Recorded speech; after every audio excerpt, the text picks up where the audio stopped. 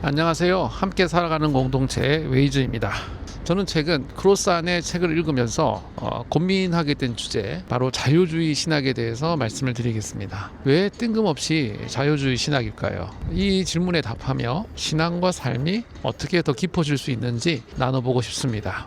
먼저 용어부터 정리를 해보겠습니다. 신학에는 크게 두 가지 흐름이 있습니다. 근본주의, 복음주의 하나의 묶음으로 보고요. 이거와 반대된 현대신학을 자유주의로 보는 겁니다. 근본주의 신학은 성경을 문자 그대로 받아들이며 죄의 용서, 하나님의 사랑을 핵심으로 삼습니다. 반면 자유주의 신학은 성경을 역사적, 문화적 맥락에서 해석하고 내면의 성찰과 변화를 통해 하나님의 분배 정의를 실천하는 데 초점을 맞추고 있습니다. 성경 말씀을 통해서 이 차이를 알아보지요. 마태복음 22장 37에서 40절에서 예수님께서는 이렇게 말씀하십니다. 내 마음을 다하고 목숨을 다하고 뜻을 다하여 주 너의 하나님을 사랑하라.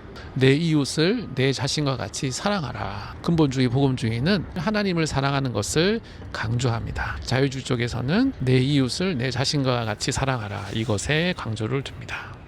근본주의 신학은 분명히 따뜻한 메시지를 전해주세요. 하지만 크로스 안의 책을 읽으면서 제가 깨달은 점은 근본주의 신학이 실천을 충분히 강조하지 못하고 있다는 점입니다. 왜 그럴까요? 두 가지 이유가 있습니다. 첫째, 행위 구원에 대한 경계심 때문입니다. 근본주의는, 복음주의는 행위로 구원을 받는다는 오해를 피하려고 실천을 매우 조심스럽게 다룹니다. 이로 인해 신앙이 믿음으로 치중하게 되고 삶 속의 실천은 소홀하게 됩니다. 둘째로 신학적인 한계 때문입니다. 성경을 문자적으로만 해석하다 보니 예수님의 사회적 메시지, 하나님의 정의를 실천하는 가르침, 그런 것을 간과하게 되는 경우가 많습니다. 근본주의 신학이 실천을 덜 강조하다 보니 신앙이 피상적으로 가거나 기복신앙으로 흐를 위험이 많다는 것이지요. 반면 자유주의 신학은 삶의 실천을 강하게 강조합니다. 그런데 여기에서 질문이 생길 수 있어요. 실천이라면 근본주의 신학으로도 충분하지 않나?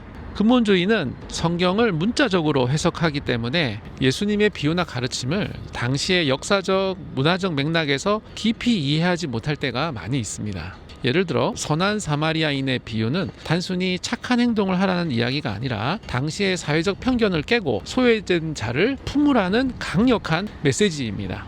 자유주의 신학은 이런 문자주의적 해석의 한계를 극복하기 위해 합리적이고 맥락적인 접근을 시도합니다. 성경을 역사 문화적 배경에서 이해하고 해석하고 오늘날의 현실에 적용해 하나님의 정의를 실천하도록 이끌어요.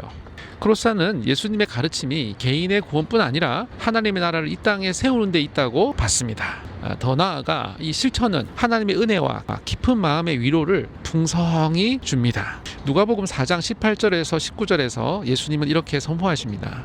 주의 성령이 내게 임하셨으니 가난한 자에게 복음을 전하게 하시며 압제받는 자를 자유롭게 하시며. 마태복음 11장 28절에서는 이렇게 말합니다. 수고하고 무거운 짐진 자들아 다 내게로 오라. 내가 너희를 쉬게 하리라. 자유주의 신학은 합리적인 해석을 통해 실천을 강화하고 그 속에서 하나님의 일과 평안을 누리게 합니다. 그런데 현실을 보면 자유주의 신학을 채택하는 교회는 거의 없어요. 왜일까요? 합리적이고 실천적인 접근이 부담스럽게 느껴지기 때문입니다.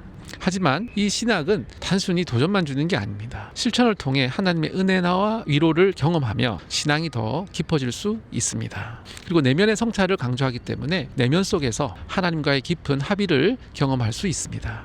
이사야 58장 6절에서 7절에서 하나님 이렇게 말씀하십니다. 너희가 행할 금식은 줄인 자에게 내 양식을 나누어 주며.